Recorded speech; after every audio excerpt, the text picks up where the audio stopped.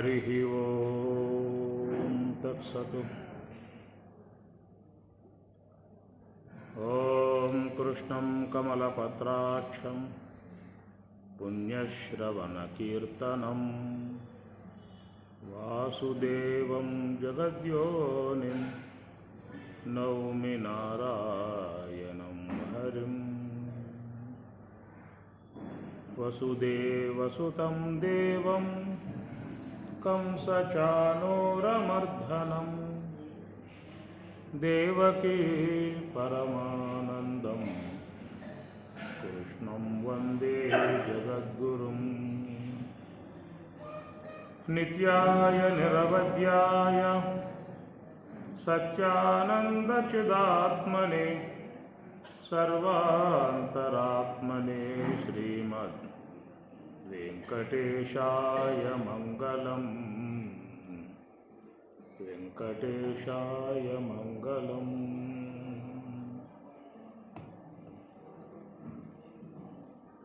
త్రుల్లి త్రుల్లి బడబోకే తుంటరి బొమ్మ మళ్ళీ మళ్ళీ రాబోది మానవ జన్మ. త్రుల్లి త్రుల్లి పడబోకే తుంటరి బొమ్మ మళ్ళీ మళ్ళీ రాబోది మానవ జన్మ. ఎంత ఎంత పదవులు ఉన్నా చక్రవర్తి తానయ్యున్నా చావు దప్పబోదన్న పరమహంసకైనా. ఎంత ఎంత పదవులు ఉన్నా చక్రవర్తి తానై ఉన్నా చావు దప్పబోదన్న పరమహంసకైనా. ఈ వన్నెల చిన్నెల కన్నా పరమేశుని కృపయే నిన్న, అది మనకు లేకున్నా బ్రతుకంత సున్నా. త్రుల్లి త్రుల్లి పడబోకే తుంటరి బొమ్మ మళ్ళీ మళ్ళీ రాబోది మానవ జన్మ. ఎందుకొరకు జన్మించామో ఏమి చేసి కనుమూస్తామో ఇకనైనా మేలుకో నిజమేదో తెలుసుకో. ఎందుకొరకు జన్మించామో ఏమి చేసి కనుమూస్తామో ఇకనైనా మేలుకో నిజమేదో తెలుసుకో. బంధువులెందరూ ఉన్నా నీ వెంటరారు ఒకరన్నా, బంధువులందరూ ఉన్నా నీ వెంటరారు ఒకరన్నా. మిగిలేది నీ కర్మ ఫలమేనన్న. త్రుల్లి త్రుల్లి పడబోకే తుంటరి బొమ్మ మళ్ళీ మళ్ళీ రాబోది మానవ జన్మ. గొప్ప కులము వారమంచు ఎచ్చు తగ్గులున్నాయనుచు సాటి మనిషిని ఇలలో కించబరపబోకన్నా. గొప్ప కులము వారమంచు హెచ్చు తగ్గులున్నాయనుచు సాటి మనిషిని ఇలలో కించబరపబోకన్నా.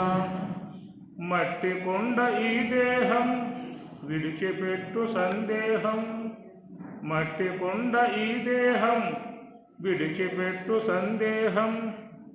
అందరిలో మెదిలేది పరమాత్మ ఒక్కడే. త్రుల్లి త్రుల్లి పడబోకే తుంటరి బొమ్మ మళ్ళీ మళ్ళీ రాబోది మానవ జన్మ. త్రుల్లి త్రుల్లి పడబోకే తుంటరి బొమ్మ మళ్ళీ మళ్ళీ రాబోది మానవ జన్మ. మళ్ళీ మళ్ళీ రాబోది మానవ జన్మ. భగవద్గీత అక్షర పరబ్రహ్మ యోగము 8వ అధ్యాయము కిం తద్బ్రహ్మ కిం అధ్యాత్మం కిం కర్మ పురుషోత్తమ అధిభూతం చ కిం ప్రోక్తం అధిదైవం కిముచ్యతే అధియజ్ఞ కథం కోత్ర దేహేస్మిన్ మధుసూదన ప్రయాణకాలే చ కథం జ్ఞేయ అసి నియతాత్మభిః. ప్రయాణకాలే కిం తద్బ్రహ్మ, బ్రహ్మం అంటే ఏమిటి, అధ్యాత్మం అంటే ఏమిటి, కర్మనగా ఏది, అధిభూతం అంటే ఏది, అధేజ్ఞం అంటే ఏది, అది దైవమనగా ఏది అనేటువంటి విధానముగా 6 ప్రశ్నలకు సమాధానముగా గడిచినటువంటి యొక్క అంశము 7వ ప్రశ్నగా ఉన్నటువంటి ప్రయాణకాలేచ కథం జ్ఞేయ అసి నియతాత్మభిః. ప్రయాణకాలం అనేటువంటిది అందరికీ లోకంలో కన్ఫర్మ్ టికెట్లు. సందేహాలు ఏమైనా ఉన్నాయా? ఆర్ఎస్సీలు ఇచ్చాడా పరమాత్మ? ఏమన్నా వేటికలు ఉన్నాయా? ఏం అవసరం లేదు. అందరికీ కూడా కన్ఫామ్. పోయేది ఖాయం. అందరికీ తెలిసిన పరమ సత్యం. అయ్యా పోవటం ఖాయం అని చెప్పన్నారు, బాగానే ఉంది. ఏ పూట పోతాం చెప్పొచ్చుగా, మాకు ఆ విషయం కూడా ఉంది. కానీ తినేది తింటాం, వినేది ఏదో వింటాం, కనేది ఏదో కంటాం, చూసేది ఏదో చూస్తాం, మొత్తం పూర్తి చేసి రెడీగా ఉంటాం కదా. అది చెప్తే బాగుంటుంది అనుకుంటున్నాను నేను. మనందరం కలిసి కాస్త అందరూ సంతకాలు పెట్టేసేసి మా అందరికి కూడా ఎప్పుడు పోతామని చెప్పేస్తే పని అయిపోతుంది. పోవటం మాత్రం ఖాయం. నీ యొక్క విధానంలో మమ్మల్ని ఉంచవు, నిర్దాక్షిణ్యంగా వధించి తీరతావు. ఎంతమంది ఏడవనే కాక, ఎంతమంది రోగన చేయనే కాక, ఎంతమంది ధర్నాలు చేయనే కాక, ఎన్ని చేసినాక నిపుడు మాత్రం ఊరుకోడు. యమునికి కరుణ ఉండాలా వద్దు చెప్పండి? విష్ణువుకి కరుణ ఉన్నది, విష్ణువుకి కరుణ ఉన్నది, శివునికి కరుణ ఉన్నది, అమ్మవారికి దయా దాక్షిణ్యం ప్రేమ వాత్సల్యాలు ఉన్నాయి కదా.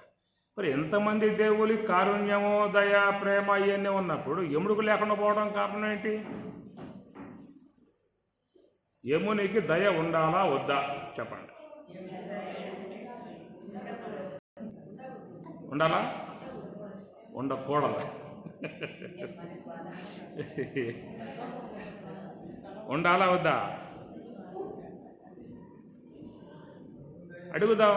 అయ్యా యమధర్మరాజా, ఎంతమంది దేవతలు ఉన్నారు, అందరూ కరుణ ప్రేమ వాళ్ళ యొక్క అనుగ్రహం కురిపిస్తూ ఉంటే నువ్వేమిటి లేకుండా ప్రవర్తిస్తున్నావు, నిర్దయంగా ప్రవర్తిస్తున్నావు అనే విధానంగా మనం యముడు గారికి కూడా కాగితం పెట్టుకోవాలి. నువ్వు కరుణ కలిగి ఉండాలి, దయ కలిగి ఉండాలి, నువ్వు ఏడుస్తూ ఉంటే నువ్వు కట్టకుండా ఉండాలి అన్న విధానంగా కాగితం పెట్టుకున్నావు అనుకో, యముడు రావటం మానేస్తాడు. హాయిగా అందరూ ఒక కుటుంబంలో 10 తరాలు 20 తరాలు 30 తరాలు అట్లాగే పెట్టుకోవచ్చు, పోషించుకోవచ్చు. పోషిస్తారా? అమ్మా నాన్నే పోషించలేక వృద్ధాశ్రమాల్లో తీసుకుపోయి ఇక 10 తరాలు 20 తరాలు ఉంటే ఇక పారిపోయే పరిస్థితే ఏర్పడుతుంది. అందుచేత యముడు నిర్దయుడు అన్నమాట. ఎవరన్నా హత్య చేస్తే, ఏదన్నా చంపితే ఎమ్మటే కేసులు పోలీస్ స్టేషన్లో, కోర్టు విచారణలో, ఇన్వెస్టిగేషన్లో మొత్తం వచ్చేస్తాయి కదా. ఎంతమందిని చంపుతున్నాడు యముడు? ఎవరు కేసు పెట్టారా? కేసులు లేవు, విచారాలు లేవు, కోర్టులు లేవు, ఏవి లేవు అన్నమాట. ఇది అయ్యా మా తండ్రి ఈ విధంగా యముడు చంపాడు, పెట్టు కేసు ఆయన మీద. ఏం తేలి అంశాలు లేవు, ఉన్నాయే కావటల్లా. ఇప్పుడు 10 ఏళ్ళు అయిపోయింది, 5 ఏళ్ళు అయిపోయింది. అది అట్లా మూడుకు కొంత కేసుకోవాలి, ఏం తేలితే ఇంకా. కాబట్టి ఏంటంటే దైవం యొక్క చట్టంలో మనం పోకూడదు. అది దైవ చట్టం, ఇది మానవ చట్టం. మానవ చట్టంలో మానవుడు చూసుకోవాలి, దైవ చట్టంలో దైవం చూసుకోవాల్సి ఉంటుంది. అయ్యా కృష్ణ ప్రయాణకాలేచ, కాబట్టి ప్రయాణకాలం మాత్రం తప్పనిసరిగా అందరికీ కూడా ఉన్నటువంటి విధానమే కనుక ఆ విషయం ఎవరికి కూడా డౌట్ లేదు.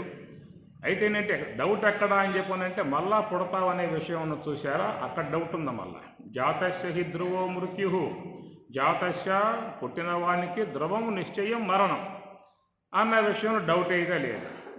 మృతస్య చనిపోయిన తర్వాత మళ్ళా పుడతావు అనే విషయం ఉన్నది, ఆడ మాత్రం డౌట్ మాత్రం మనిషికి ఎప్పుడు కూడా ఉండే విధానమే. ఏముందలేండి, పుట్టాం అయిపోయింది, మళ్ళీ పోయాం, ఇంకా వచ్చేదేముంది ఇంకా. కాబట్టి భస్మీభూతస్య దేహస్య పునః ఆగమనం కుతః అనేది ఒక చారువాక మతంలో ఉందన్నమాట. చారువాకులు నాస్తికులు ఈ పదాన్ని వాడతారు. ఏమి యావత్ జీవేత్తు, ఎంతకాలం జీవిస్తావో అంతకాలం జీవించు. రుణం కృత్వా ఘృతం బిబే, రుణం కృత్వా, ఒకవేళ లేకపోతే అప్పులు చేసేయినా బాగా తిని పారేసాయి, అప్పులు చేసాను తిని పారేసాయి. భస్మీభూతస్య దేహస్య కుతః ఆగమనం పునః, ఈ దేహం కాస్త పోయిన తర్వాత మట్టిలో కలిసే, నీరులో కలిసే, అగ్నిలో కలిసే, ఇంకేదేముంది ఇంకా ఎగవేసినా పర్వాలా, మళ్ళీ పుట్టబోయేది లేదు అన్నటువంటి దూరంలో ఈ నాస్తిక విధానము, చార్వాక మతం పనిచేస్తూ ఉంటుంది. బాగా తిను, బాగా విను, బాగా అనుభవించు. ఏ పుణ్యం లేదు, పాపం లేదు, జన్మ లేదు, స్వర్గం నరకం లేదు, మోక్షం లేదు, ఆత్మ పరమాత్మ, ఇది ఫలవాదం అన్నమాట. కనుక ఆస్తిక శాస్త్రం ఏం చెబుతుంది? అన్నీ ఉన్నాయి, అన్నీ ఉన్నాయి, నువ్వు విశ్వాసం లేకుండా ప్రవర్తిస్తూ ఉన్నావు. అజ్ఞశ్చ అశ్రద్ధానశ్చ సంశయాత్మ వినశ్యతి అని గీత చెప్పేటువంటి మాట అన్నమాట. అజ్ఞశ్చ అజ్ఞానముతో, అశ్రద్ధానశ్చ శ్రద్ధ లేకుండా, సంశయాత్మ సంశయం కలిగి ఉన్నటువంటి వాడు, అనగా ఆత్మ ఉన్నదా, పరమాత్మ ఉన్నదా, మోక్షం ఉన్నదా, పుణ్యం ఉందా, పాపం ఉందా, ఏడున్నాయి, నువ్వు చూసావా, ఎవరైనా చూశారా, ఎవరైనా చెప్పారా, ఎంతోమంది పోయారు కదా, ఎవరైనా వచ్చారా, నీకు చెప్పారా? ఇవి లోకంలో ఉండేటువంటి యొక్క డౌట్లు అన్నమాట. కాబట్టి వాటికి నీకు సమాధానం అనేటువంటిది లేదు. శాస్త్రం చెప్పేటువంటి యొక్క అంశం మీద మానవుడు విశ్వాసం కలిగి ప్రవర్తించాల్సి ఉంటుందే తప్ప, నువ్వు సందేహపడితే వాళ్ళు ఏదో బట్టలు పంపించేసి సందేహం ఏర్పడిన వాడికి పోయి చెప్పిరా అంటారా అని చెప్పనంటే అంతమందికి పోయి చెప్పాలి. వీళ్ళు ఎన్నో డౌట్లు ఉన్నాయి మానవులకి, రోజు వారీగా అదే పని, వాళ్ళకేమన్నా వచ్చి చెప్పటం పోవటం అని చెప్పేసి అని ఎన్నో డౌట్లు ఉన్నాయి. అందువల్ల ఏంటంటే శాస్త్రం ఈశ్వరుడు ఇచ్చాడు, ఆ శాస్త్రం యొక్క విషయంలో దాన్ని అధ్యయనం చేసుకోవటం, నమ్మకంతో ముందుకు పోవాల్సిందే. నమ్ము, నమ్మితే ఏమన్నారు చెప్పండి, మీకు తెలుసుగా సందేహం. నమ్మితే బాగుపడదు. సరే, సామెత ఒకటి ఉంది దానికి, నమ్మితే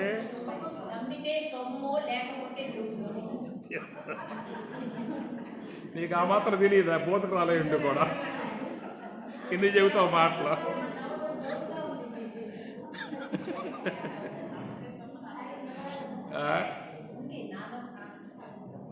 ఏమో రతనమ్మ, ఇన్ని శాస్త్రాలు చదివేవే, ఇన్ని మాటలు చెబుతావే, ఏమి ఉపన్యాసక చక్రవర్తి, గాన కోకిల, ఇన్ని బిడుదలు కూడా ఉన్నాయి పైగా, అయినా వాక్యం చెప్పలేకపోయింది చివరికి. నమ్ము, అది నమ్మకం జీవితంలో చాలా అవసరము. నమ్మకంలోనే జీవితం నడుస్తూ ఉన్నది. నమ్మకం లేదా అడుగు ముందుకు పెట్టే అవకాశాలు కూడా లేవు. Proddatur to Hyderabad hi tech service, ఓల్వాలు ఉంటాయి, మీకు బాగా పడుకోవచ్చు, లేదా కూర్చుని కాళ్ళు బాగా బారు సాపవచ్చు అన్నమాట. ఏసీ ఓల్వాలు ఉంటాయి కదా, టికెట్ బుక్ చేసుకుంటావు, 1000 రూపాయల పైనే ఉంటాయి. ఆ ప్రకారంగా టికెట్ బుక్ చేసుకున్న తర్వాత నైట్ 10 గంటలకు బస్సు కదా బయలుదేరేది. చక్కగా పోయావా, ఏసీ చల్లగా ఉన్నదా, దాంట్లో పడుకున్నావా, కాలు బారు సాపి ముసుగు తన్నావా, గురక పెట్టావా, సందేహం లేదు వీడికి. ఏం సందేహం? మేమంతా పడుకున్నా కానీ వాడు పడుకోడు, ముందున్నాడు ముందు నడిపేవాడు. నమ్మకం, మాకు ఆ నమ్మకం ఉందండి. మేమంతా పడుకున్నా కానీ వాడు మాత్రం పడుకోడు. నమ్మకం ఉందనే చెప్పండి. నమ్మకం ఉంది కాబట్టి ఏసీ వాళ్ళ బుక్ చేసుకుని బాగా కాలు దిగడదండి, ముసుగు బాగా దిగడదండి, నిద్రపోతున్నామని చెప్పినంటే ఏమిటి అక్కడ? నేను నిద్రపోయినా కానీ వాడు నిద్రపోవాడు. ఒకవేళ వాడేమన్నా అందరం చూశాడు, అందరూ పడుకున్నారు, మనం కునుకు తీద్దాం అనుకున్నాను, కునుకు తీసా చెప్పాలంటే ఇక అందరూ పైలో ఒకరు మీటు కావాలి. అంత వేగంగా పోయే బస్సు కనుక ఆడు కొంచెం కునుకు తీశాడు అని చెప్పనంటే అందరూ హరహర మహాదేవ శంభో శంకర. నమ్మకం, నమ్మకం. మీ నాన్నరా అంటుంది తల్లి, నానా అంటాడు వీడు. నమ్మకం. ఎట్లాగే అమ్మ నానా అంటే ప్రామాణికం ఏమిటి అని అడిగితే వాడు ఏం చూపాలి ప్రామాణికం? ఏం చూపిస్తుంది ప్రామాణికం? అంతే, తల్లి మాట, వేదమాట. అందువల్ల ఏమన్నారు? వేదమాత, గీతామాత, ఇంకేమంటారు చెప్పండి? అంతా మీరే జగన్మాతలు. శృతి మాత, ఉపనిషత్ మాత, భారత మాత, భారత మాత, గోమాత, భూమాత, వేదమాత, జగన్మాత, సృష్టిమాత, విశ్వమాత, గాయత్రి మాత. మీకు రావా? మీకేం రావా? అన్నీ వాళ్ళు చెప్పాల్సిందేనా? ఇంతకాలం కూర్చుంటూ ఉండి మరి ఏమన్నారు మీరు చెప్పకుండా ఏమిక? ఇంతకాలం కూర్చుంటూనున్నారు కుర్చీల్లో వచ్చినప్పుడల్లా కూడా ఏం చెప్పేది రావా? వాళ్ళు చెప్పాల్సిందేనా? గాయత్రి మాత, వేదమాత, భూమాత, గోమాత, వీళ్ళే మాట్లాడరు, వాళ్ళకేం లేవు, వాళ్ళే మాట్లాడతారు. అంత మీరే మాట్లాడేది. జగన్మాత. అరే మీ పక్షంలో ఏం లేవు, ఎందుకు మాట్లాడతారు మీరు? ఇంకా పితృగీత అన్నారా, పితృవేదం అన్నారా, పితృభూమి అన్నారా, పితృదేశం అన్నారా? ఏమన్నా ఇవ్వటానికి గమ్మును కూర్చోవాల్సింది అంతే. అమ్మగారు ముందుకు పోతే వెనకాల నువ్వు రావాల్సిందే అంతే. కూర్చోవాయా అంటుంది అమ్మగారు, కూర్చోవాల్సింది. లే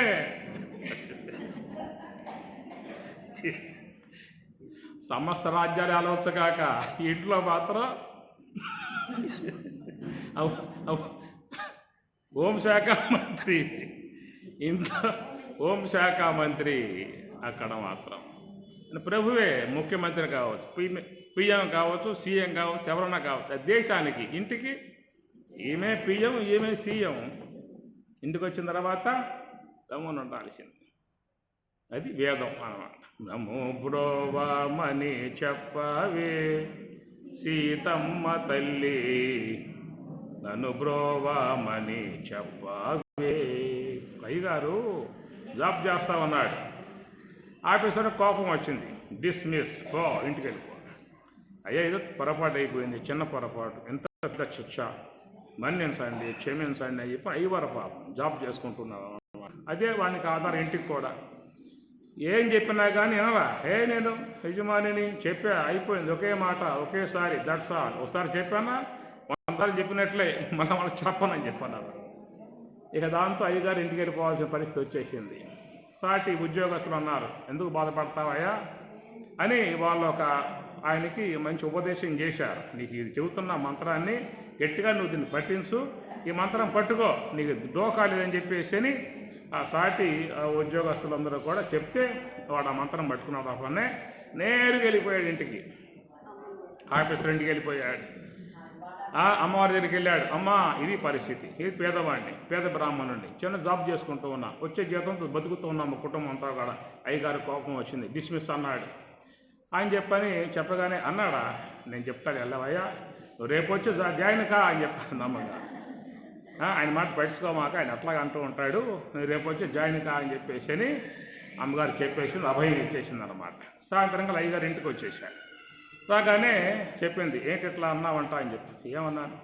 అయ్యవారు పాపం ఆయన పేదవాడు, ఏదో జీతంతో బతుకుతూ ఉన్నాడు, డిస్మిస్ అంటే ఎట్లా కుదురుతుంది, కుటుంబం బతకొద్దా అని చెప్పని అమ్మగారు చెప్పింది. ఇది ఆఫీసు వ్యవహారం, దాని పలక దొరచమాక, జాగ్రత్త అని చెప్పినాడు వాడిని. ఎవరు? అయ్యగారు. సరే అట్లాగా అని చెప్పేసి అని ఇక అమ్మగారు ఏం చేసి, ఇది నా ఆఫీస్, ఇది నీ ఆఫీస్ ఎక్కడ, ఇది నా ఆఫీస్ అని చెప్పేసి అని వంటశాలకి తాళం వేసింది. ఫుడ్శాల, బెడ్శాల 2 తాళాలు పడేసాపని నీ నువ్వు బతికేక. ఏం తింటావో తిను, పోయి పడుకో. బస్ స్టాప్లు ఉన్నాయి, రైల్వే స్టేషన్లు ఉన్నాయి, పోయి పడుకోమని చెప్పండి తప్ప. హోంశాఖ మంత్రి ఆ మాత్రం పవర్ ఉండద్దా? చూశాడు వీడు. మొదటికే మోసం వచ్చింది. ఇప్పుడు మొదటికే మోసం వచ్చింది. ప్రాధేయపడ్డాడు. అదంతా ఆఫీస్ వ్యవహారమే, నేను పట్టించుకోమాక, ఏదో జరుగుతూ ఉంటాయి కొన్ని విషయాలు, అని చెప్పని అన్నాడు.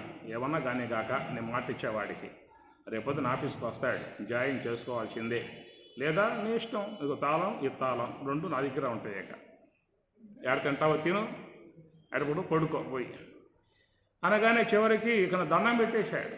అమ్మ కుదరలే, సరే రేపు వాడికి ఉద్యోగం ఇస్తా రమ్మని చెప్పేసి. ఇదే తత్వాలు కూడా మమ్ము బ్రోవామని చెప్పవే. ఎంత ప్రాధేయపడ్డాడు పాపం. అక్కడ కూడా రామదాసు ప్రాధేయపడ్డాడు. వాడు పడతా ఉన్నారు పట్టుకుని. ఉతకటం సామాన్య విషయమా? సోల్లా రామదాస్ సినిమా ఇకారుగా ఆరేశారుగా ఎన్నో ప్రార్థనలు చేశాడు, ఎన్నో పాటలు పాడాడు. ఇక్ష్వాకు కుల తిలక ఇకనైనా పలుకావే రామచంద్ర, నీవు రక్షింపకున్నాను రక్షకులెవరింకా రామచంద్ర. సీతమ్మకు చేయిస్తి చింతాకు పతకము రామచంద్ర, ఆ పతకమునకు బట్టే 10,000 వరాలు. బులుపు పలికి తురాయి నీకు బులుపుతో చేయిస్తి రామచంద్ర, ఆ 10,000 వరాలు.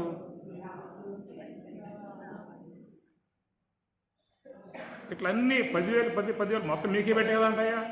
నేను తీసుకున్నానా, ఇల్లు కట్టుకున్నానా, మా బెల్లానికి ఏమైనా పెట్టుకున్నానా, మొత్తం మీకే పెట్టాను కదా. ఈ ప్రకారంగా ఆయన ప్రార్థన చేశాడు, ప్రాధేయపడ్డాడు. ఏం చేశాని కనికరం రాకపోయే స్వామివారి అని ఈ ప్రకారంగా చివరికి ఏం చేశాడంటే అమ్మవారిని ఆశ్రయించాడు, అమ్మవారిని ప్రార్థన చేశాడు. ఆమె అమ్మ చెప్పమ్మ కాస్త ఆయనకేమన్నా. కటకట వినడేమి చేయుదు కఠిన చిత్తుని మనసు కరుగదు, ధర్మములు ఎటులుండునో గద ధర్మమే నీకుండునమ్మా. రామచంద్రులు నాపై చలము చేసినారు సీతమ్మ చెప్పవమ్మా. ఆమె చెప్పిన తర్వాత అప్పుడు రామచంద్రుల వారు సరేనమ్మా అట్లాగేం చెప్పని రావటం, అబ్బాయికి తీర్చటం, ఆ జైలు నుంచి బయట పడేయటం, ఇది మన కథాంశంలో వచ్చేటువంటి దానం. కాబట్టి కనుక అన్నింటికి ఎవరంటే ముందు గీతామాత, వేదమాత, శృతిమాత, ఉపనిషత్మాత, ఇంకా ఉపనిషత్మాత, భారతమాత, గంగామాత, అన్ని వాళ్ళేనే, ఇంకేం లేవు ఇక్కడ. గోదావరి, తుంగభద్ర, నర్మద, కావేరి, కృష్ణ అన్నీ వాళ్ళే, నదులన్నీ వాళ్ళే. భారతమాత, భూమాత, వేదమాత, మాతృభాష, పితృభాష అన్నీ వాళ్ళే. స్త్రీ పురుషులు అక్కడ కూడా అమ్మగారి ముందు ఉంటారు. సీతారాములు, పార్వతీ పరమేశ్వరులు, లక్ష్మీనారాయణులు, రాధాకృష్ణులు అమ్మగారి ముందు ఉండేది, తర్వాత వెనకాల ఉండేది ఉండాల్సింది. అట్లనే అత్తామామల కాడ కూడా ఉంది. అమ్మ అత్త మామ అంటారు తప్ప మామ అత్త అని చెప్పి అనరు. నానా తంటాలు పడి అప్పులు పాలైపోయి వడ్డీలు తీసుకొచ్చి కట్నాలు ఇచ్చి ఇంత పెద్ద పెళ్లి చేసి అప్పులు పాలేదు వీడు. ఎక్కడికి పోతున్నావురా అని చెప్పానంటే అత్తగారింటికి పోతాను అంటాడు తప్ప మామింటికి పోతా అని చెప్పి అంటలేదు. ఎక్కడ పోతా, అత్తగారింటికి పోతున్నా అని చెప్పిన అంటే అక్కడ అత్త మామలే ముందన్నమాట. ప్రకృతి పురుషులే ముందు, స్త్రీ పురుషులే. ఇది మన భారతదేశంలో ఒక స్త్రీకి ఇచ్చినటువంటి గొప్ప పూజ్యస్థానం, గౌరవస్థానం. భారత విధానముగా మన రాజ్యాంగంలో ఉన్నటువంటి విధానాలలో హక్కులు కూడా సమానం వచ్చేసాయి. మీకు అమ్మగారులు కూడా సమాన హక్కులు వచ్చేసాయి అన్నమాట. చట్టపరంగా హక్కులు ఉన్నాయన్నమాట. ఆ ప్రకారంగా ఉన్నటువంటి విధానములో మనం చూసినట్లయితే భగవద్గీత అనేటువంటిది గీతామాతగా పేరుగాంచి ఉంది. కాబట్టి గీతామాతకు రేపు మనకి గీతా జయంతి సందర్భంగా కార్యక్రమం అనేటువంటిది ఉంటుంది. కాబట్టి ఈ ప్రకారముగా అమ్మగారులందరికీ కూడా ముఖ్యంగా ఏంటంటే ఈ గీతామాత బాగా రావాలి, భగవద్గీత శ్లోకాలు బాగా రావాలి. ఏమి రావాలి? భగవద్గీత శ్లోకాలు వస్తే సమస్త శాస్త్రమంతా కూడా వచ్చినట్లే. సర్వశాస్త్రమయీ గీత, సర్వశాస్త్రమయీ గీత అన్నారు. అన్ని వేదాల యొక్క సారము భగవద్గీతలో ఉన్నది.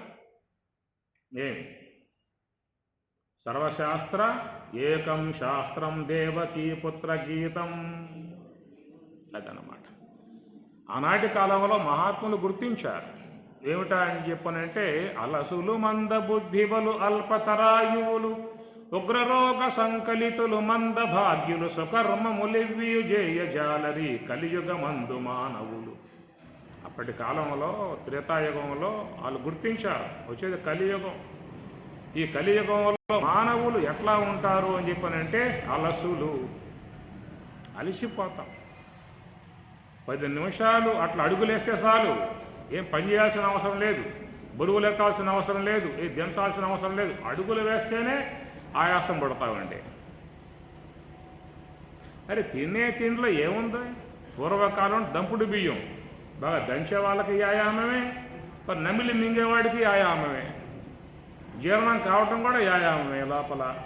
అట్లాగా శక్తివంతముగా ఆహారం అనేది ఏర్పడింది కాబట్టి అప్పట్లో వాళ్ళు మంచి శక్తివంతముగా మంచి దాఢ్యముగా ఉండగలిగే విధానం ఏర్పడింది అనమాట. ఇప్పుడంతా కూడా 6 నెలల పంట 3 నెలల పంట అయిపోయింది. పైగా మొత్తం దాంట్లో ఎరువులే, ప్రకృతి పరంగా ఏముంది దాంట్లో అంతా ఎరువులే. ఆ ఎరువులతో 3 నెలల పంటతో చేతికొస్తే దాన్ని కాస్తే ఉన్న మరి ముడి బియ్యంగా వాడుతున్నావా? నాకు అరగదండి ముడి బియ్యం. బాగా పలిసి పట్టాం, తెల్లగా గోకి పారేస్తామన్నాయి, 100 మొత్తం తీసేస్తున్నాడు వాడు. దాన్ని హార్లిక్స్ అట్లలో వేసుకుంటూ ఉన్నాడు, అట్లా అమ్ముకుంటూ ఉన్నాడు. మనకి ఇట్లా తెల్ల బియ్యం ఇచ్చాడు, దాంట్లో ఏమన్నా ఇంకా ఉంచి వాడిచారు, ఉన్నది కాస్త పోయింది. తింటే ఏమొస్తుంది? ఆయాసమే. ఏమొస్తుంది?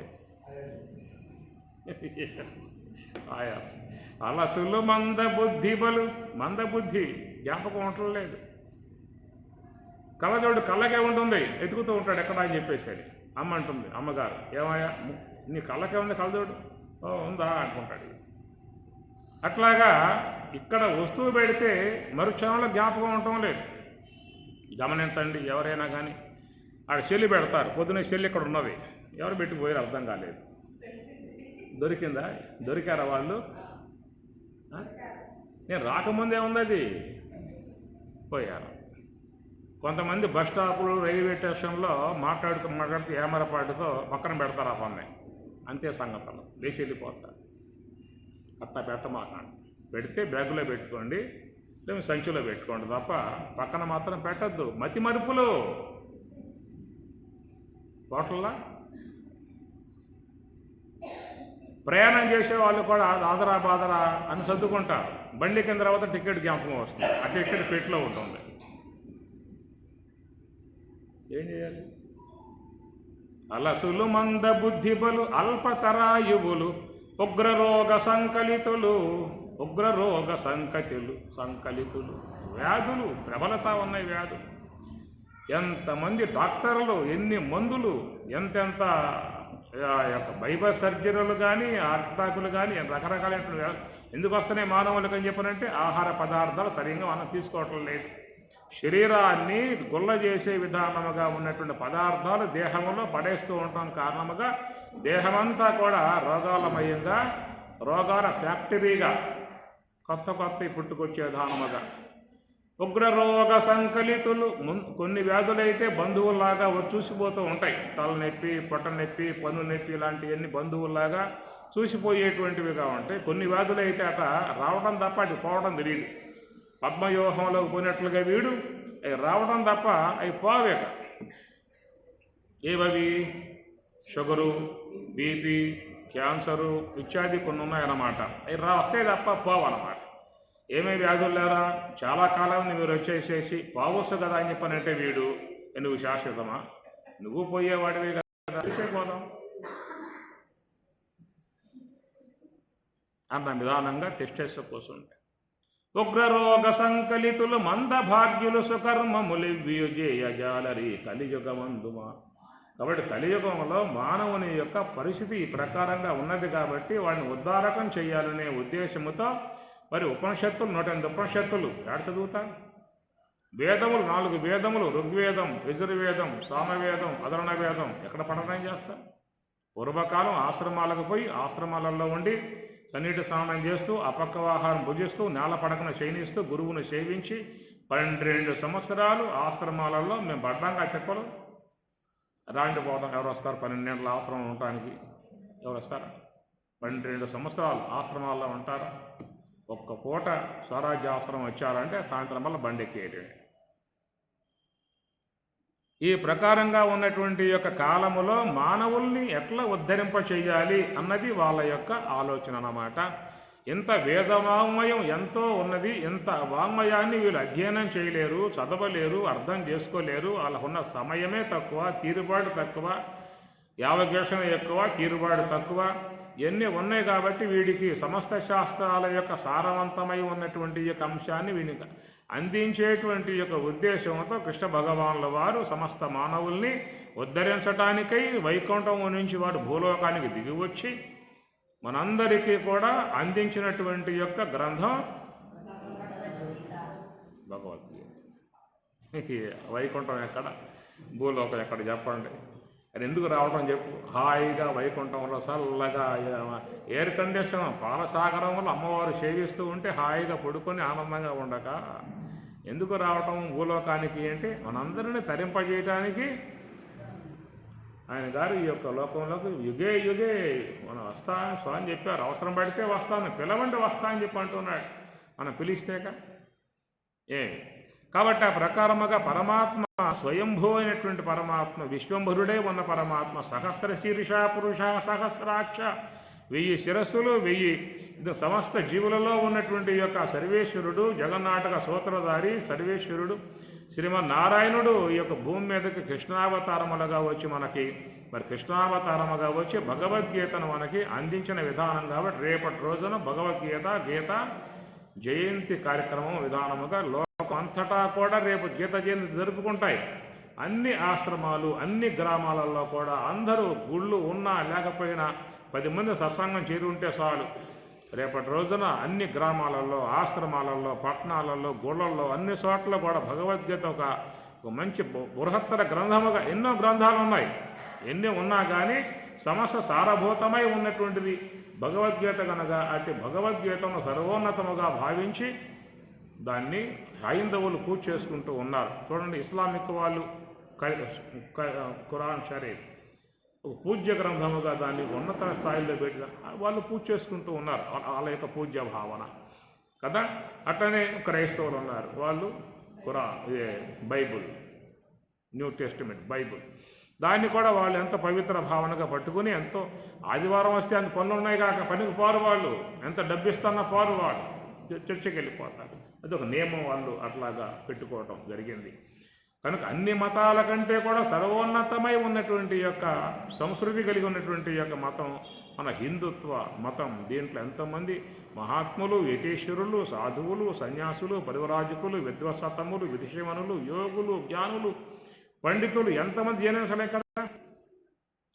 అలాంటి మహత్తరమై ఉన్నటువంటి యొక్క పుణ్యభూమి భారత భూమి దేశము సాక్షాత్ శ్రీమన్నారాయణుడే మరి దశావతారములుగా భూమి మీద ఆయన కృష్ణావతారం, రామావతారం, కలికావతారం, ఎన్ని రాళ్ళు ఎక్కడ చెప్పండి, కలికంగా ఆయన రాలేదు వస్తాడు.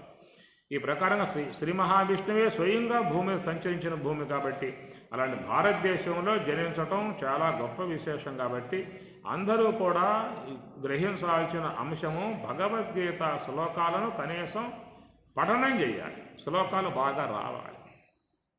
శ్లోకము, అర్థము, ఆచరణ 3 శ్లోకాలు వస్తే, శ్లోకములు చదివితే పుణ్యం వస్తుంది, అర్థం గ్రహిస్తే జ్ఞానం కలుగుతుంది, ఆచరిస్తే మోక్షం వస్తుంది. 3 అంశాలు గుర్తుపెట్టుకోండి. ఈ సందర్భంగా భగవద్గీత శ్లోకాలు పఠనం చేస్తే పుణ్యం వస్తుంది, అర్థం అధ్యయనం చేస్తే జ్ఞానం కలుగుతుంది, దాంట్లో చెప్పినట్లుగా అనుష్ఠిస్తే ఆచరిస్తే మోక్షము చేకూరుతుంది. కనీసం మరి ముందు శ్లోకాలు రావాలగా, నేర్చుకోవాలి. అందరూ కూడా మీ ఇంట్లో పిల్లలకు కూడా ఆ శ్లోకాలు నేర్పండి. మంచి సంస్కారాన్ని పిల్లలకు ఇవ్వండి. మన పిల్లలకు, బిడ్డలకు ఇవ్వాల్సింది సంపదల సంస్కారమా? ఏం వాళ్ళమ్మా? ఏమిస్తున్నాము?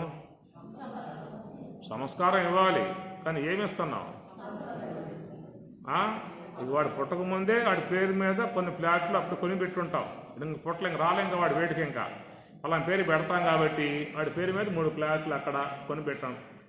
వాడి పేరు మీదే బ్యాంకులో కూడా సేవింగ్స్ అకౌంట్ ఓపెనింగు. వాడు రాకముందే 10 ఎకరాల భూమి కొనుగోలు.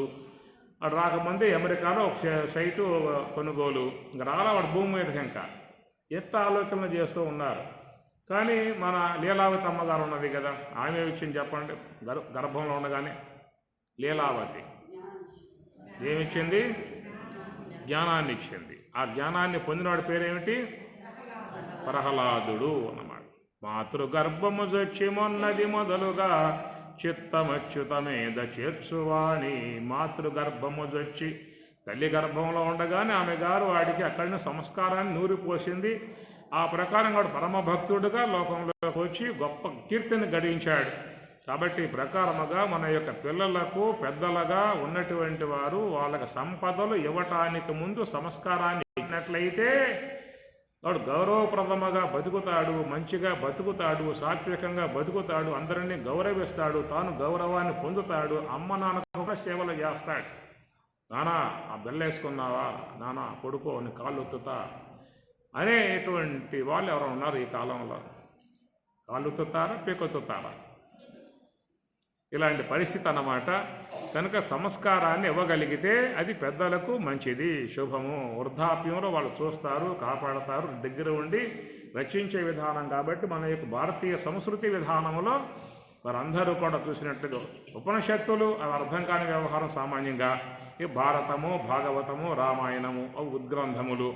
ఇంకా వివేక చూడమని, మహావాక్య దర్పణం, ఉపదేశ సాగసరి, వేదాంత పంచద, నైష్కర్మ సిద్ధి, యోగ వాసిష్టం ఇవన్నీ పెద్ద పెద్ద పెద్ద పెద్ద గ్రంథాలు. అయ్యింది కూడా కొరుకుడు పడే వ్యవహారం కాదు. విచార సాగరము, వృత్తి ప్రభాకరము, ఖండన ఖండగాద్యము, అద్వైత సిద్ధి, చిత్సుకి చాలా ఉన్నాయి గ్రంథాలు. ఇవన్నీ కూడా బుర్ర బాదుకున్నా కూడా తలకాయ పగులుతుందేమో కానీ ఒక మొక్క అర్థమయ్యే అవకాశాలు కాదు.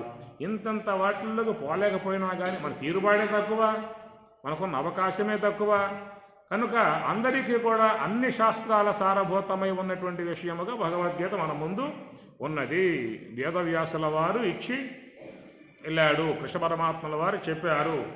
కర్మ విషయం కావాలా 3వ అధ్యాయం, జ్ఞాన విషయం కావాలా 4వ అధ్యాయం, ఆత్మ విషయం కావాలా 6వ అధ్యాయం, భక్తి విషయం కావాలా 12వ అధ్యాయం, పురుషోత్తం ప్రాప్తి విషయం కావాలా అని డివైడ్ అన్నమాట. సబ్జెక్టులన్నీ కూడా వేరు చేయబడ్డాయి. కాబట్టి సులభముగా అర్థం చేసుకోవటానికి అనుగుణ్యముగా ఉన్నటువంటి యొక్క అంశం భగవద్గీత. కాబట్టి భగవద్గీత యొక్క శాస్త్రాంశాన్ని మన మనసు లోపల బాగా చూపించాలి, మనసులో పెట్టుకోవాలి. సూక్ష్మ దేహంలో ఆ సంపద పెట్టండి, జ్ఞాన సంపద పెట్టండి, అది కాపాడేటువంటిదిగా ఉంటుంది. మిగతా సంపదలన్నీ కూడా మన సంపదలు కావు, మన పేర్లు మాత్రం ఉంటాయి తప్ప దాని ముఖ్యాశ్రయుడు ఈశ్వరుడు అన్నమాట. మనం చెప్పుకుంటాం, మనం ఇన్ని ఇన్ని ఇన్ని ఇన్ని చెప్పారు, అవన్నీ మనవి కావు. అదన్నీ ఇడిచిపెట్టి పోవాల్సిందే, ఎవరికి అప్పచెప్పి పోవాల్సిందే. మనతో పట్టుకుపోయేటువంటి విధానం ఏంటని చెప్పనంటే ఈ జ్ఞానము, ఈ పుణ్యము, యోగ సంపద మనమ్మటే వస్తాయి. కాబట్టి ఆ విషయంలో మనం ఎక్కడ పరమాత్మను అర్జునుడు ప్రశ్న వేశాడు, ప్రయాణ కాలే అయ్యా, మానవులకు ప్రయాణ కాలం ఒకటి. మరి ఆ ప్రయాణ కాలం విషయముగా ఉన్నటువంటి యొక్క మానవులు ఏం చేయాలి జీవితంలో అన్నటువంటి విషయంగా ప్రశ్న వేస్తే పరమాత్మ తన యొక్క సమాధానముగా చెప్పుకొస్తూ ఉన్నాడు. మనం పొద్దున కూడా ఆ విషయాన్ని గురించి ప్రస్తావించుకున్నాము. పొద్దున ఆ శ్లోకాన్ని గురించి కూడా ప్రయాణ కాలే మనసాచలేన భక్త్యా యుక్తో యోగ బలేన చైవ భ్రువోర్మధ్యే ప్రాణం ఆవేశ్య సమ్యక్ సహాతం పరం పురుషం ఉపయేతి దివ్యం ప్రయాణకాలే మనసాచలేన అనేది పొద్దున చాలా సబ్జెక్ట్ నడిచింది. నువ్వు ఉన్నావా? నువ్వు పట్టుకుంటా అద్భుతంగా. ఎవరున్నారు ఇక్కడ పొద్దున? ఉమాగారు ఉన్నారు, పార్వతమ్మ ఉన్నది, రామకృష్ణ ఉన్నాడు, మేఘమాలమ్మ కొద్దిమంది ఉన్నారు. సబ్జెక్టు గంటన్నర లోతుగా విచారణాత్మకముగా సహేతుకముగా మూలంగా పోయింది. అది అప్పటి వాళ్ళ అదృష్టం. ప్రయాణకాలే మనసాచలేనా భక్త్యా యుక్తో యోగ బలేన చైవ గురువోర్మధ్యే ప్రాణం ఆవేశ్య సమ్యక్ సహాతం పరం పురుషం ఉపయేతి దివ్యం. యదక్షరం వేదవిదో వదంతి విశంతి యద్యతయో వీతరాగాః యదిచ్ఛంతో బ్రహ్మచర్యం చరంతి తత్తే పదం సంగ్రహేణ ప్రవక్షే యత్ అక్షరం వేదవిదః వదంతి. వేదవేత్తలు మహాత్ములు బ్రహ్మవేత్తలు జ్ఞానులు యోగులైనటువంటి వారు వదంతి చెబుతూ ఉన్నారు. విశంతి యద్యతయో వీతరాగాః, అలాంటి యతీశ్వరులు వీతరాగాః, ఇలాంటి రాగభావాలు లేనటువంటి వారై ఆ తత్వమునందు విశంతి ప్రవేశిస్తూ ఉన్నారు. యత్ ఇచ్ఛంతః బ్రహ్మచర్యం చరంతి. యత్ ఇచ్ఛంతః, ఏ యొక్క తత్వాన్ని వాళ్ళు కోరినటువంటి వాళ్ళై బ్రహ్మచర్యం పాటించి ఆ చరంతి తత్తే పదం సంగ్రహేణ ప్రవక్షే. ఏ మహాత్ములు యతీశ్వరులు సాధువులు ఋషులు లక్ష్మణార్యులు రమణ భగవానుల వారు వివేకానంద రామతీర్థ తోతాపురి పరమహంస యాజ్ఞవల్కి వశిష్ఠుడు జమదగ్ని ఇత్యాది మహాత్ములందరూ కూడా ఏ తత్వాన్ని అనుష్ఠించి ఏ తత్వాన్ని అధ్యయనం చేసి ఏ తత్వాన్ని ధ్యానించి ఏ స్వరూప అనుభవాన్ని పొందగలిగారో అట్టి విషయం ఇక్కడ చెప్పబోతున్నాననేటువంటి మాటగా పరమాత్మ అంటూ ఉన్నాడు ఈ 12వ శ్లోకంలో. సర్వద్వారాన్ని సంయమ్య మనోహృది నిరుధ్య చ మూర్ధ్నియాధాయాత్మనః ప్రాణః ఆస్థితో యోగధారణ. సర్వద్వారాణి సంయమ్య మనః వృద్ధి నిరుధ్య చ మూర్ధ్ని ఆదాయ ఆత్మనః ప్రాణం ఆస్థిత యోగధారణ. దీన్ని యోగధారణ యోగము అన్నారు. రెండు ఉన్నాయి జీవితాలు, యోగము భోగము. యోగ జీవితం భోగ జీవితం. ఏదంటే ఇష్టం చెప్పండి? ఏ జీవితం అంటే ఇష్టం? తం విద్య దుఃఖ సంయోగ వియోగం యోగ సంజ్ఞతం.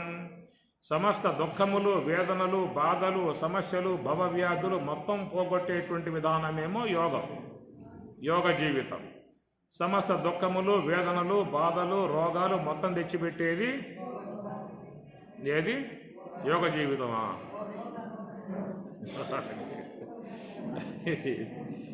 రెండే ఉన్నాయి జీవితాలు, యోగ జీవితం భోగ జీవితం. భోగే రోగ భయం కులే క్షితి భయం విత్తే నృపాలాద్భయం అన్నాడు భర్తృహరి. భోగే రోగ భయం, ఎన్నెన్ని భోగాల్లోకి పోతే అన్నన్ని రోగాలు వస్తాయి. ఎంతంత యోగాన్ని శీలిస్తే అన్నన్ని వ్యాధులన్నీ కూడా తొలగిపోతాయి. కాబట్టి జీవితములో యోగమును శీలించేటువంటి వారికి ముందుగా కలిగేటువంటి ప్రయోజనాలు రెండు. ఒకటి శారీరక ఆరోగ్యము, మానసిక ప్రశాంతత రెండు ఏర్పడతాయి యోగమును శీలించేటువంటి వారికి. యోగం అంటే ఏమిటి? మనోహృది నిరుధ్యచ, మనస్సును తన యొక్క స్వాధీనములో పెట్టుకునేటువంటి యొక్క విధానము. మనస్సును కంట్రోల్ చేసి నిశ్చలముగా ఉన్నట్లయితే దాని ద్వారా మనం జీవితంలో పరమశాంతమై ఉన్న జీవితాన్ని జీవించవచ్చు. సర్వద్వారాన్ని సంయమ్య మనోహృది నిరుధ్య చ మూర్ధ్ని ఆదాయ ఆత్మనః ప్రాణం ఆస్థితో యోగధారణ. కాబట్టి నాడు చాలామంది చాలా ప్రదేశాలలో అనేక ఆశ్రమాలన్నీ కూడా మరి సామాన్య మానవులకు కూడా యోగాన్ని ప్రబోధిస్తూ ఉన్నాయి. ఎన్ని యోగా కేంద్రాలు ఎంతమంది స్థాపించడం లేదు, ఎన్ని ఆశ్రమాలు, ఎంతోమంది ఆశ్రమాలలో చేరి ఆ యోగాన్ని యోగాసనాలని కూడా అధ్యయనం చేస్తూ ఉన్నారు. మనకు కూడా భారత రాజ్యాంగంలో యోగా డే ఉందా? యోగా డే వస్తే ఆ కూడా ధ్యానం చేస్తాం. మళ్ళీ ధ్యానం చేయాలంటే మరి యోగా డే రావాలా? మోడీ గారు పెట్టారు కాబట్టి ఆయన్ని గౌరవించే విధానంలో ఇప్పుడు మేము ధ్యానం చేస్తామని చెప్పాను. కాబట్టి వాళ్ళ యొక్క ఉద్దేశం ఏంటంటే ఇది పరిచయం అయితే ఎట్లా అన్నా పరిచయం అయితే ఆ పూటన్నా ధ్యానంలో కూర్చుంటే అట్లా కంటిన్యూ చేసుకునే వాళ్ళు జీవితంలో ఆ యోగాన్ని శీలించి తరిస్తారు అనేటువంటి యొక్క భావం అన్నమాట. కాబట్టి భారతీయ సంస్కృతి అంతా కూడా యోగముతో ముడిపడి ఉన్నటువంటి విధానం. కనుక జీవితం ఏమో రావాలని చెప్పాలంటే ఆత్మ సంయమ యోగాగ్నౌ జఖోతి జ్ఞాన దీపితే. ఆత్మ సంయమ యోగాగ్నౌ అది రావాలి. ఆత్మ సంయమం ఉన్నటువంటి యొక్క యోగం రావాలి. యోగం అంటే ఏమిటి? రెండింటి కలయిక. యోగం అంటే రెండింటి కలయిక. అయితే సాధారణంగా లోకంలో చాలామంది కొన్ని యోగాలు ఉన్నాయి. ఏమి యోగాలు అయ్యి? పుత్ర యోగము, ధన యోగము, పదవీ యోగము, ఇంకా సంతాన యోగము, భార్యా యోగము, ఇంకేమున్నాయి, అన్ని యోగాలే. ఇది కానీ వీటిల్లో ఏముందని చెప్పారంటే వియోగం చేరే ఉన్నటువంటి యొక్క యోగ. భార్యాయోగం సంతోషం, వాడికి భార్య వియోగం అయితే దుఃఖం. పుత్రయోగం సంతోషము, పుత్ర వియోగం అయితే దుఃఖం. ధనయోగము, ధనం వచ్చింది ఆనందమే, ధనయోగం ఆనందం. ధనం పోయిందంటే దుఃఖము. ఇట్లాగా లోకములో ఉన్నటువంటి యొక్క ఇవన్నీ కూడా అనుబంధాలు దుఃఖాన్ని తెచ్చిపెట్టేవిగా ఉన్నాయి. ఎప్పటికైనా అవి వీగిపోయేటువంటివే, వీడిపోయేటువంటివి. ధనయోగం, ధన వియోగం, పుత్రయోగం, పుత్ర వియోగం, భార్య యోగం, భార్య వియోగం. ఎందుకు విశ్వం అనిత్యం, అనిత్యమై ఉన్నటువంటి యొక్క విశ్వం కాబట్టి నీకంటే ముందుగా అవన్నబోతాయి, వాటికంటే ముందుగా నువ్వు అన్నబోతావు. పోవటం మాత్రం ఖాయం. కాబట్టి ఆ ప్రకారంగా అనేకమైనటువంటి దుఃఖాల కారణమై ఉండేటువంటి యొక్క అంశములుగా ఉన్నటువంటి యోగాలవి. పరమాత్మ బోధించే యోగం ఏమిటి చెప్పారంటే ఆత్మ సంయమ యోగాగ్నవు, ఆత్మ సంయమనము. అది శాశ్వతముగా ఉండేటువంటి యొక్క యోగము, స్థిరముగా ఉండేటువంటి యొక్క యోగము, ఆనందాన్ని ప్రసాదించేటువంటి యొక్క యోగము, జీవితాన్ని తరింపజేసేటువంటి యోగము, అందరికీ కూడా సంతోషమును ఆనందమును పొందే విధానముగా ఉన్నటువంటి యొక్క యోగము. దాన్ని ముఖ్యముగా అందరూ శీలించాలి. కాబట్టి పరమాత్మ గీతా శాస్త్రాన్ని యోగము అనేటువంటి యొక్క కోణములో మనకు ఆయన గారు అందించాడు. కనుక భగవద్గీత చూసినట్లయితే అన్ని యోగాలే, విషాద యోగం, కర్మయోగం, జ్ఞానయోగం, ఆత్మ సంయమ యోగం, విజ్ఞాన యోగం, అక్షర పరబ్రహ్మ యోగం, అన్ని యోగాలే భగవద్గీత. కనుక ఈ ప్రకారంగా పరమాత్మ చెప్పే విధానముగా సర్వద్వారాన్ని సంయమ్య మనోహృది నిరుధ్య చ మూర్ధ్ని ఆదాయాత్మనః ప్రాణః ఆస్థితో యోగధారణ ఓమిత్యేకాక్షరం బ్రహ్మ వ్యాహరన్ మాం అనుస్మరన్ యః ప్రయాతి త్యజన్ దేహం స యాతి పరమాం గతిం ఓమిత్యేకాక్షరం బ్రహ్మ. ఈ విధముగా యోగాభ్యాసము ద్వారా, ధ్యానము ద్వారా పొందబడేటువంటి స్వరూపము ఓం ఇది ఏకాక్షరం బ్రహ్మ. దాన్ని ఓంకారము అని చెప్పని అన్నారు. ఓం అనేటువంటిది ప్రణవం, అది సకల దేవతా స్వరూపం. ప్రణవం అని చెప్పనంటే ఒక రకంగా చెబితే అమ్మవారు జగన్మాతగా చెప్తారు ప్రణవ స్వరూపం, ప్రణవ స్వరూపిణి అని చెప్పేసి అని. ఈ ప్రణవము అనేటువంటిది ఓంకారము సమస్తము అయి ఉన్నటువంటి స్వరూపము. అది సాక్షాత్ పరబ్రహ్మ స్వరూపము. ఓమిత్యేకాక్షరం బ్రహ్మ అన్నారు. ఓం అనేటువంటిది ఏకాక్షరమే బ్రహ్మము అన్నారు. కాబట్టి బ్రహ్మము అన్న ఓం అన్న స్వరూపత ఒకటే. రెండవది ఏంటంటే బ్రహ్మమునకు నామం అది. శ్రీమన్నారాయణుడు ఓం నమ శివాయ, పరమశివుడు ఓం నమ శివాయ, శ్రీమన్నారాయణుడు ఓం నమో భగవతే వాసుదేవాయ, అమ్మవారు జగన్మాత్రే నమః, అయ్యప్ప స్వామినే నమః, ఆంజనేయ స్వామి ఆంజనేయాయ నమః. ఇట్లా ఆయా దేవతలకు ఆయా మంత్రాలు ఉన్నాయి. ఆయా దేవతల అనుగ్రహం సంపాదించుకునే ఉద్దేశం ఉన్నటువంటి వాళ్ళు ఆ మంత్రం జపిస్తారు. అయ్యప్ప స్వామి భక్తి గలవారు అయ్యప్ప స్వామి మంత్రం జపిస్తారు. అమ్మవారి యందు భక్తి గలవారు అమ్మవారి యొక్క నామాన్ని జపిస్తారు. పరమశివుని పట్ల భక్తి ఉన్నటువంటి వారు ఓం నమ శివాయ జపిస్తారు. శ్రీ మహావిష్ణువుపై భక్తి ఉన్నటువంటి వారు ఓం నమో నారాయణ జపిస్తారు. కాబట్టి అందరి దేవతలు అన్య నామాలు ఉన్నాయి. కానీ బ్రహ్మము అని పిలువబడేటువంటి యొక్క వస్తువుకి ఏమిటి నామము అని చెప్పనంటే ఓం. అది ఓం అనేటువంటిది బ్రహ్మము యొక్క నామము. బ్రహ్మము అని చెప్పనంటే అదే భగవంతుడు, సర్వవ్యాపకమై ఉన్న భగవంతుడు, సమస్త మానవులకు అధిష్టానమై ఉన్న స్వరూపము భగవంతుడు బ్రహ్మము. ఆ బ్రహ్మము యొక్క ఆశ్రయం కలిగే అందరూ కూడా తమ తమ జీవితములు జీవిస్తూ ఉన్నారు. మనలో మన శరీరములో అన్ని భాగాలు పనిచేస్తున్నాయి అని చెప్పనంటే అన్నింటికీ కూడా ఆధారముగా ఉన్నటువంటిది ఆత్మస్వరూపము. ఆత్మచేతనాశ్రయములోనే మన దేహములో అన్ని భాగాలు పనిచేస్తూ ఉన్నాయి. మన శరీరములో ఉన్నటువంటి యొక్క శ్వాస అనేది కూడా ఆత్మ ఆశ్రయం ద్వారానే అది సంచారం కలిగి ఉన్నది.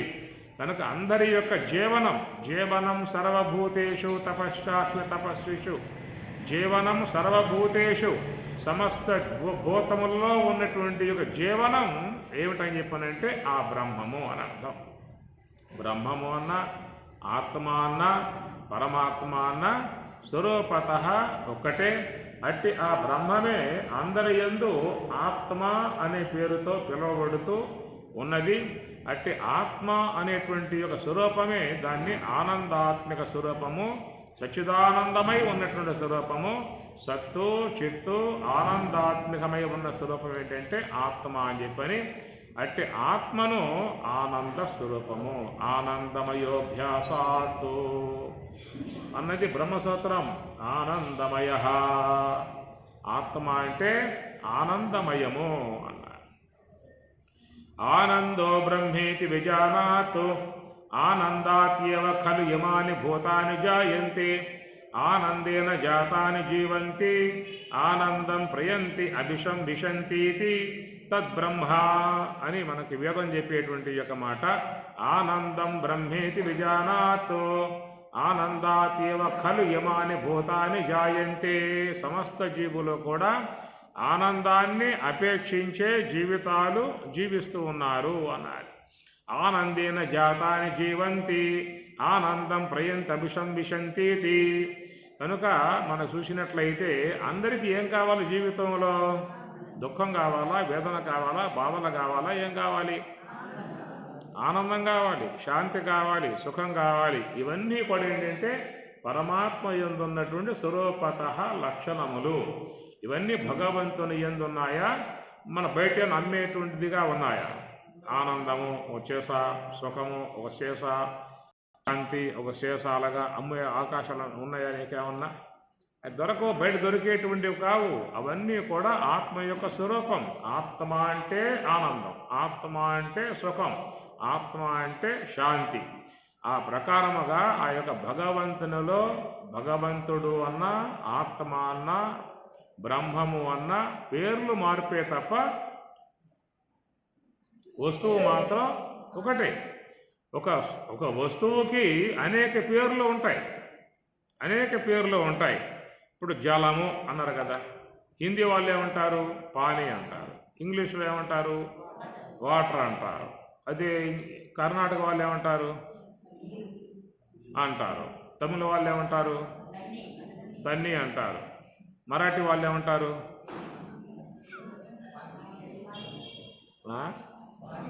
ఏమంటారా? పానీ. మరాఠీ పానీ, హిందీలో పానీ, మరాఠీలో పానీనా? అది మరాఠీలో పానీ, గుజరాత్లో పానీ. ఇట్లాగా ఎవరెవరు ఏ ఏ విధాయకాలకు పిలిచినప్పటికీ కూడా ఉన్న వస్తువు ఒకటేక. నువ్వు జలము అన్నా, పానీ అన్నా, తన్ని అన్నా, వాటర్ అన్నా, సంస్కృతంలో అప్పు అన్నా, ఈ భాషా సంబంధముగా పదాలు వేరుగా ఉన్నప్పటికీ కూడా వస్తువు మాత్రం ఒకటే. అందరూ దాన్ని సేవించాల్సిందే. పానీ అని వాడు సేవిస్తూ ఉన్నాడు, వాటర్ అని చెప్పని వాడు సేవిస్తూ ఉన్నాడు, తన్ని అని వాడు సేవిస్తూ ఉన్నాడు, జలం అని మనం సేవిస్తూ ఉన్నాం. అందరి యొక్క దప్పికలను తీరుస్తూ ఉన్నది, అందరి యొక్క తాపత్రయాన్ని పోగొడుతూ ఉన్నది. ఆ పోగొట్టగలిగేటువంటి విధానం ఆ జలమునందు ఉన్నది.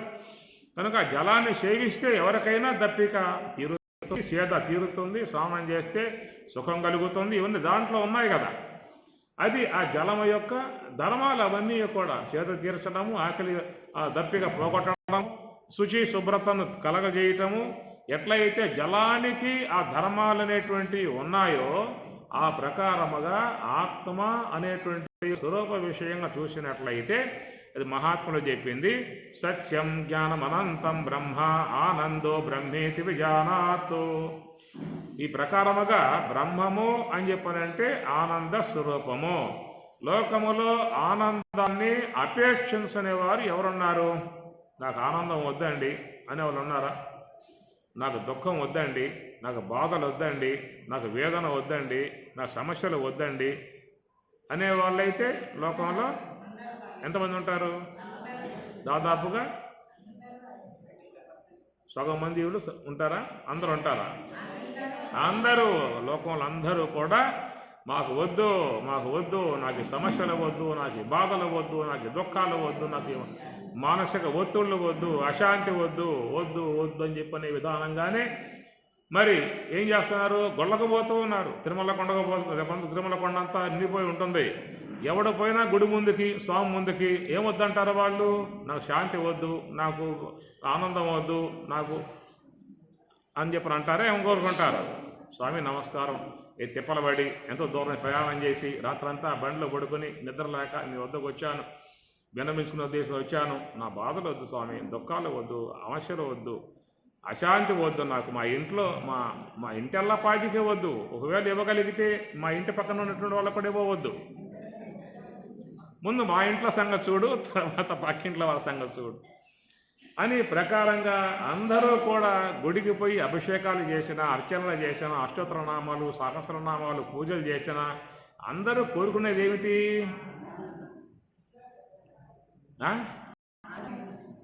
శాంతిగా ఉండాలి, ఆనందంగా ఉండాలి, సుఖముగా ఉండాలి అనే కోరతారు. ఇది భగవత్ స్వరూపము యొక్క విధానము. మనం కోరేటువంటివన్నీ కూడా ఎక్కడున్నాయి అని చెప్పనంటే ఆత్మలో ఉన్నటువంటి లక్షణాలు, ఆత్మ యొక్క ధర్మములు, ఆత్మ యొక్క లక్షణములు. ఆత్మ ఎక్కడున్నది అంటే అది నీ లోపలే నీవై ఉన్నటువంటి యొక్క విధానము. ఆ నీలో ఉన్నటువంటి యొక్క ఆత్మ యొక్క ధర్మాలని అనాత్మ అనేటువంటి మనస్సు యొక్క వృత్తి దాన్ని మరుగు చేసింది అన్నమాట. మనలో చేరి ఉన్నటువంటి అనాత్మ వస్తువులు ఆత్మ యొక్క స్వరూపాన్ని, ధర్మాలను మరుగు చేసింది కాబట్టి మనం అట్టి ఆనందం కోసంగా బయట ఎతుకుతూ ఉన్నాం. ఎక్కడో ఎతుకుతూ ఉన్నాం. దాంట్లో ఉంది ఆనందము, దీంట్లో ఉంది ఆనందము, దీంట్లో ఉంది ఆనందం అని చెప్పని ఎతుకుతూ ఉన్నాం. కాబట్టి అయ్యా, నువ్వు ఎతికే చోట ఆనందం లేదు, ఆ ఆనందం నీ లోపలే ఉన్నదనేటువంటి యొక్క మాటగా పరమాత్మ ఎక్కడ సర్వద్వారాణి సంయమ్య మనోహృది నిరుధ్యశ మూర్ధన్యాదాయాత్మనః ప్రాణః ఆశ్రితో యోగధారణ. నువ్వు యోగధారణ చేయగలిగితే నువ్వు కోరుకున్నటువంటి యొక్క సుఖము, శాంతి, ఆనందము అనబడేటువంటివి నీ లోపలే నువ్వు పొందే అవకాశం. ఏం చెప్పాడు? కాబట్టి ఆనందాన్ని పొందాలంటే లోనికి పోవాలా, బయటికి పోవాలా? లోపలికి పోవాలి. మరి లోపలికి పోతున్నా, బయటికి పోతున్నామా? స్వామి లోనకు పోవాలి కానీ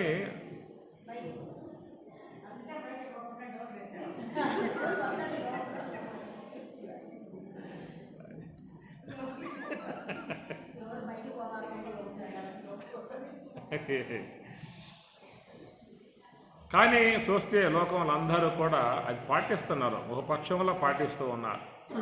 రాత్రి అయింది, తుష్టిగా భోంచేస్తారు అందరూ కూడా. మిగిలి ఉన్న ఛానల్స్ ఏమో కొన్ని తిరగేస్తారు.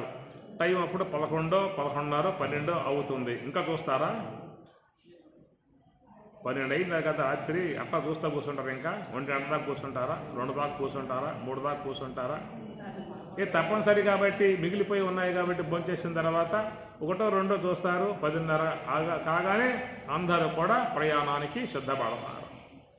ప్రయాణం ఏమిటంటే, ప్రయాణం అంటే లోపలికి ప్రయాణం. ఆ లోనకు పోవటానికి చక్కగా పక్క పరుచుకుంటారు, దిండు వేసుకుంటారు, పురుగు వేసుకుంటారు, ఫ్యాన్ వేసుకుంటారు, ఏసీ వేసుకుంటారు, లైట్లు కూడా మొత్తం ఆపేసుకుంటారు. బ్యాట్ ఉంటే దోమలను కాసే అట్లా ఆట ఆడుకుని రాళ్ళ కొట్టి వాటిని కూడా డిస్టర్బ్ కదా, నిద్రపోయిన తర్వాత, పడుకున్న తర్వాత డిస్టర్బ్ కాబట్టి కాస్త అట్లా ఆడించిన తర్వాత లేవని చూసుకున్న తర్వాత అప్పుడు ఇక ప్రయాణం ఆరంభం చేస్తాను. ఎడకు పోతున్నావు అని చెప్పి అడిగితే అడగమాట, బయటికి లోనకు పోతాను, నువ్వు లోనకు పోయే ప్రయాణం. ఆ విధముగా మానవుడు లోనకు పోతేనే శాంతి, లోనకు పోతేనే ఆనందము అన్నటువంటి యొక్క విషయం ఎవరు కూడా చెప్పకుండగానే అందరూ జీవితంలో పాటిస్తున్నటువంటి యొక్క అంశము అది. దాన్ని ఏమన్నారు? నిద్రా సమాధి స్థితి అన్నట్టు శంకరాచార్యుల వారు. నిద్రా సమాధి స్థితి అదే సమాధి అన్నమాట. మామూలుగా మహాత్ములు లక్ష్మణార్యులు, శాస్త్రస్వామి, అన్నయ్య తీర్థులు వీళ్ళందరూ చేశారు. వాళ్ళు పొందేది ఏమిటి? అది ఒక యోగ స్థితి, జ్ఞానస్థితి, జ్ఞాన సమాధి. ఆ మహాత్ములు పొందిందేమో జ్ఞాన సమాధి, మనం పొందేటువంటిదేమో నిద్రా సమాధి అన్నమాట. నిద్రలో కూడా ఏముంటాయి? అక్కడ మనసు లేదు, బుద్ధి లేదు, జ్ఞానేంద్రియాలు, కర్మేంద్రియాలు, అంతరేంద్రియాలు మొత్తం ఉపశమిస్తాయి. మీరు గమనించడం కావాలంటే పడుకున్న తర్వాత మీకు కర్మేంద్రియముల ఉపశమించాయి, జ్ఞానేంద్రియాలు అవి పడుకున్నాయి, మనస్సు అది పడుకున్నది. మనస్సు, బుద్ధి, తెలివి మొత్తం కూడా అట్లా పడిపోతేనే నీకు వచ్చేటువంటిది నిద్రా సమాధి. ఆ నిద్రలో, ఆ సమాధిలో, సుషుప్తిలో చక్కగా ఆత్మతో ఉంటూ ఉన్నావు, ఆనందిస్తూ ఉన్నావు, బయటకు వస్తున్నావు పొద్దున్నే. కాబట్టి జీవితంలో సుఖాన్ని, ఆనందాన్ని పొందాలంటే లోనికి పోవాలి అనేటువంటి యొక్క విషయం ఎవరికి చెప్పాల్సిన అవసరం లేదు. అందరూ చేస్తున్నటువంటి విధానమే. లోనకపోతే లోనే ఉన్నాయా?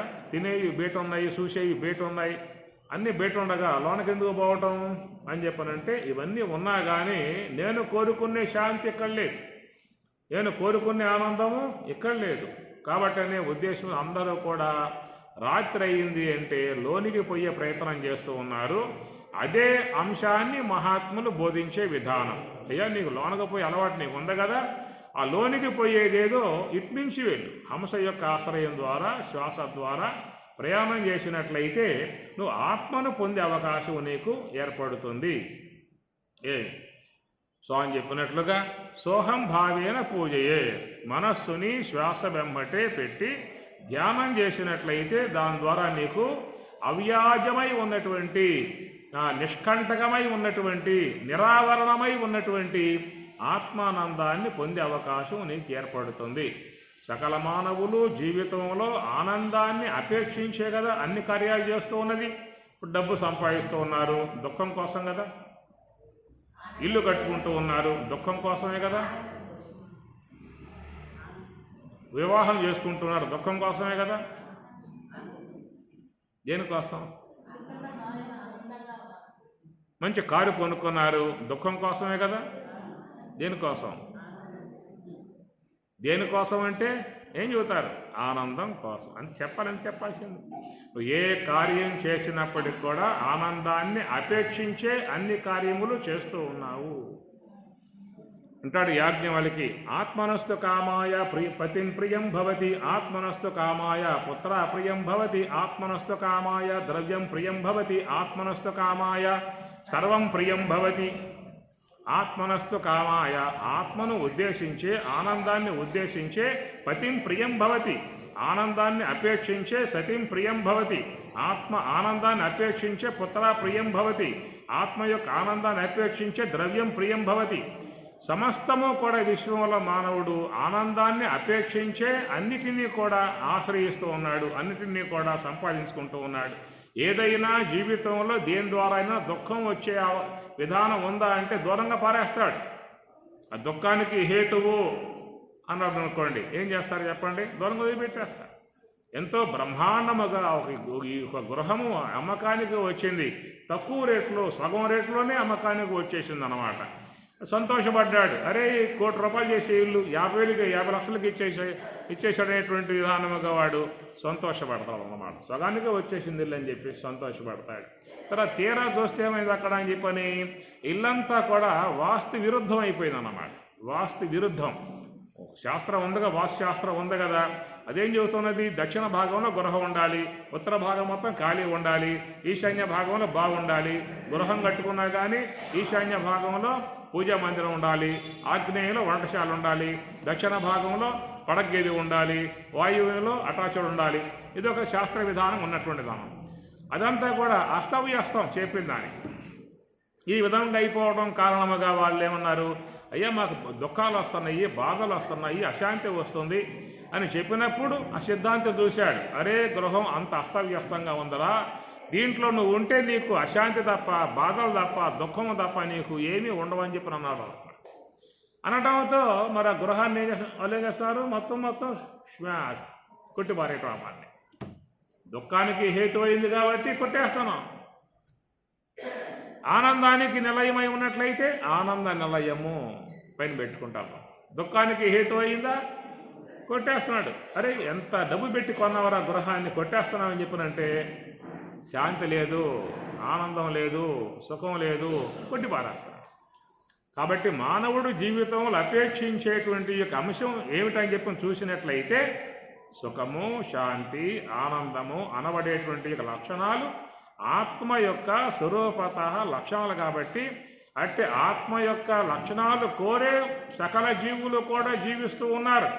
జీవితంలో వాడు అపేక్షించిన విధానముగా కనుక ఆనందం లేకపోయిందా అని చెప్పనంటే ఆ జీవితాన్ని కూడా వదిలిపెట్టేస్తాడు. ఏముందలే జీవితం సుఖమా శాంతికి ఏ వచ్చేలేవు, ఏ కోశం నాకు అందే అవకాశాలు లేదు కాబట్టి ఈ పూటతో ముగింపు చేసుకుంటున్నారా? విశ్వంలో సంఘటన మీ సంఘటన ఇక్కడ కాదు. ఎంతోమంది జీవితం వాళ్ళు చూసినట్లయితే సుఖపడే అవకాశాలు లేవా జీవితంలో? అంత దుఃఖము, బాధలు, వేదన తప్ప ఏముంది జీవితానికి? ఇంకా ఏం బతికోపోయేగా ఉంది? ఇంకా అన్న కోణంలోకి మానవుడు ప్రయాణం చేసి చివరికి మృత్యువు యొక్క ద్వారంలో అడుగు పెడుతూ ఉన్నాడు. ఏదో రూపంగా ప్రవేశిస్తూ ఉన్నాడు. దుఃఖాన్ని ఎత్తి భరించలేడు, ఆనందాన్ని కోరే విధానం. కాబట్టి అట్టి ఆనందం ఆత్మ యొక్క స్వరూపము. ఆత్మను లోకములో అందరూ అపేక్షిస్తూ ఉన్నారు. ఆత్మ ఆనందాన్ని కోరుతూ ఉన్నారు. దాన్ని పొందే ప్రయత్నం మాత్రం చేయట్లా. ఆ పొందే ప్రయత్న భాగమే ఇక్కడ సర్వద్వారా నిసంయమ్య మనోహృది నిరుధ్య చ మూర్ధనియాదాయ ఆత్మనః ప్రాణః ఆశ్చితో యోగధారణ ఓమిత్యేకాక్షరం బ్రహ్మ వ్యాహరన్ మాం అనుస్మరన్ యః ప్రయాతి త్యజన్ దేహం సయాతి పరమాం గతిం. ఇది చాలా లోతైనటువంటి యొక్క అంశాలతో చేరి ఉన్నటువంటి శ్లోకాలు ఇవన్నీ కూడా. ఇది కొంచెం మనం దీన్ని బాగా అధ్యయనం చేయాల్సిన అంశం ఉంటుంది. ఏది? ఓం ఇత్యేక అక్షరం బ్రహ్మ అని ఓం అని చెప్పనంటే దీని మీద మన స్వామివారు లక్ష్మణార్యులు బ్రహ్మాండ విచారం ఒకటి బోధించారు. ఆ బ్రహ్మాండ విచారమే అన్నయ్య తీర్థ స్వామివారు కూడా వారి యొక్క దివ్య జ్ఞాన దివ్య జీవన జ్యోతిలో కూడా అందించిన అంశాలు కొన్ని ఉన్నాయి. ఓం ఇది ఏకాక్షరం బ్రహ్మ. ఆ ఓంకారం మీద కొంచెం వివరణాత్మక అంశముగా కొంచెం మన సాయంత్రం సమయం తీరుబాటుగా ఉంటుంది కాబట్టి 7 to 8, 9 దాకా మన ఇష్టం వెళ్ళిపోవచ్చు. కనుక అప్పుడు తీసుకుందాం. మళ్ళీ ఎక్కువైతే మళ్ళీ భోక్తలకు కొంచెం ఇబ్బంది పడే పరిస్థితి ఏర్పడుతుంది. కనుక ముగింపు చేసుకునే ప్రయత్నం చేద్దాము. ప్రియాత్మ స్వరూపులారా, మరి రేపటితో మన ఈ జ్ఞాన సాధన సప్తాహము ముగింపబడుతుంది. గీతా జయంతి కార్యక్రమాన్ని పురస్కరించుకుని ఏర్పాటు చేసుకున్నటువంటి కార్యక్రమం రేపటి రోజుతో పూర్తవుతుంది. మరి దీని ద్వారా ఏంటంటే మనం ఎంతో జ్ఞానాన్ని అధ్యయనం చేస్తూ ఉన్నాం, శాస్త్రాన్ని అధ్యయనం చేస్తున్నాం, విషయావగాహన కలగజేసుకుంటూ ఉన్నాం. దాంతోపాటు సాధన అంశాన్ని కూడా గ్రహించుకోవాల్సి ఉంటుంది. దానిని యోగ సాధన అన్నారు. దానికోసముగా మహాత్ములు బ్రహ్మోపదేశాన్ని ఒకటి చేస్తారు. అలాంటి ఉపదేశమును అందరూ పొంది ఉన్నారా? శ్రవణమును చేస్తూ ఉన్నారు. కనుక ఏదన్నా ఇలా మేము సాధన చేసుకుంటాము, యోగాభ్యాసం చేసుకుంటాం, ఎట్లా చేసుకోవాలో తెలియట్లేదు అనేటువంటి యొక్క భావన ఉన్నటువంటి వాళ్ళు ఉన్నట్లయితే మీ పేరు మా నమశివాయికి రత్నమ్మ గారికి తెలియజేయండి. దానికి సంబంధమైనటువంటి యొక్క అంశాన్ని మీకు దాన్ని చెప్పే ప్రయత్నం కూడా చేస్తాము. అది ఉపదేశ సంబంధమై ఉన్నటువంటి యొక్క అంశము. ఇది సాహిత్యము, ఇది కేవలం శ్రవణము, అది కేవలం సాధన. శ్రవణము సాధన, శ్రవణమునకు పర్యవసానం సాధన. సాధన అనేటువంటి యొక్క అంశము అభ్యాసము ద్వారా వస్తుంది. కాబట్టి అటు యోగము యొక్క సంబంధ అంశాన్ని చెప్పే విధానముగా స్వరాజ్యాశ్రమం మీకు మంచిగా అందించే విధానం ఉంటుంది. దాన్ని కూడా చేసుకునే ఉద్దేశం ఉన్నట్లయితే అపేక్ష గల వాళ్ళు మీ పేరు మన నమశివాయకి రత్నమ్మ గారు తెలియజేయండి అని తెలియజేస్తూ ఓం సహనా భవతు సహనౌ భునక్తు సహ వీర్యం కరవావహై తేజస్వినావధీతమస్తు మా విద్విషావహై. ఓం శాంతి శాంతి శాంతి. హరి ఓం తత్సతు.